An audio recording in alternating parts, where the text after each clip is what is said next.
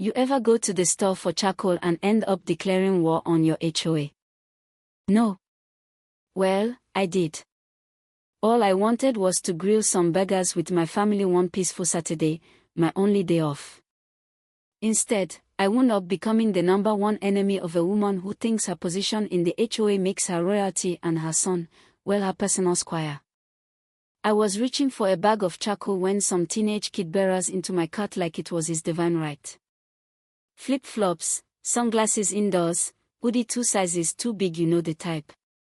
He grabs my jug of milk and says, "Dead serious, thanks, loser.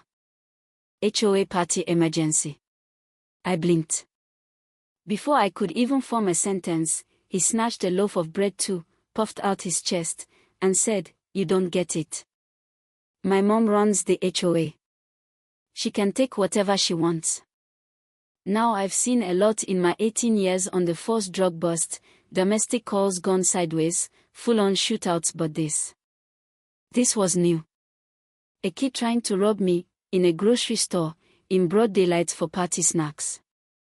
So I asked, calm as I could, "Are you seriously stealing groceries from strangers because your mom said it's okay?"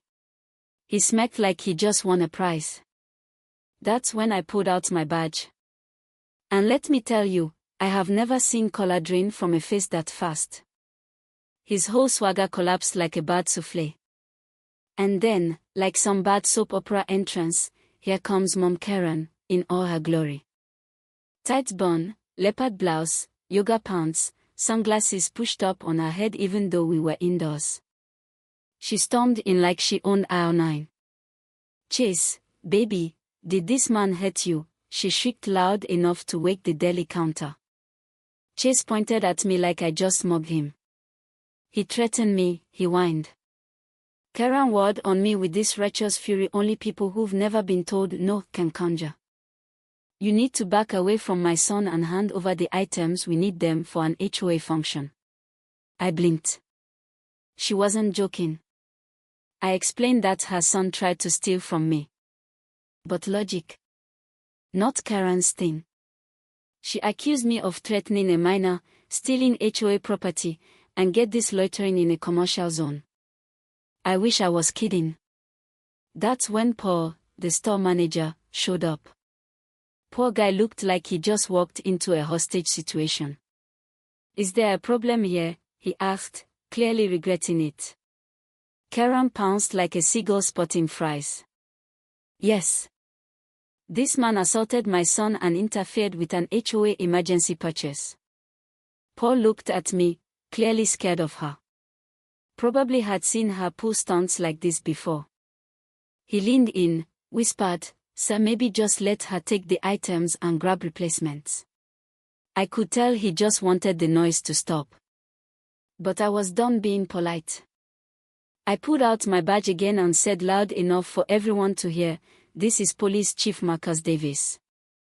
You are attempting theft, and you just made a false accusation against a law enforcement officer." Dead silence. Like the air got sucked out of the building. Chase dropped his phone. Karen looked like she'd bitten a lemon. And then, from the back of the bakery aisle, someone clapped. Then another. Within seconds, half the aisle was applauding. Karen tried to pivot, blame Chase, claim she didn't know I was a cop, the usual routine. But no apology. Just more threats. "I'll have you reported," she snapped. "You'll never walk in this town again." I left the store with my groceries, but I knew this wasn't over. Sure enough, by the time I got home, my wife was already showing me 3 HOA Facebook posts. One was a blurry shot of me from behind. The caption: "Dangerous man threatens local child." Another said I screamed obscenities and brandished a weapon. They had no clue who they were dealing with.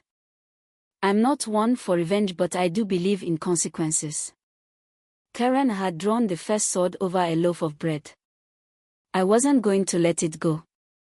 Next morning, there's a bright red HOA violation notice rubber-banded to my mailbox. Immediate property inspection. Nothing on my lawn had changed. It was pure retaliation. Then came the anonymous calls to the station, accusations of impersonating a police officer, harassment, even terrorizing local children. All ridiculous. All with my name. So I did what I do best: investigated. I pulled records, past HOA complaints, financial filings, and Karen's name popped up more than I expected. Suspicious invoices, unusual landscaping costs, things weren't adding up. Then came the twist. At a community fundraiser, Chase showed up again. Hoodie up, skulking. He accidentally knocked over the donation table and then made a beeline for my cruiser with a can of spray paint. What he didn't know was we had event security drones. One zipped down, spotlighted him like a Broadway solo. He froze. I walked over and asked, "Does your mom know you're vandalizing police property?" He stammered something about frustration. I didn't press charges, just told him the footage was permanent. That shook him. The next day, Karen claimed the drone gave her son emotional trauma. The HOA group chat blew up. And for once, neighbors pushed back. "Didn't you say you were out of town?" one asked. The tide was turning. Karen's response: flyers. Printed flyers. Door to door. Claiming I was a fake cop staging drama for attention. My neighbor sent me photos.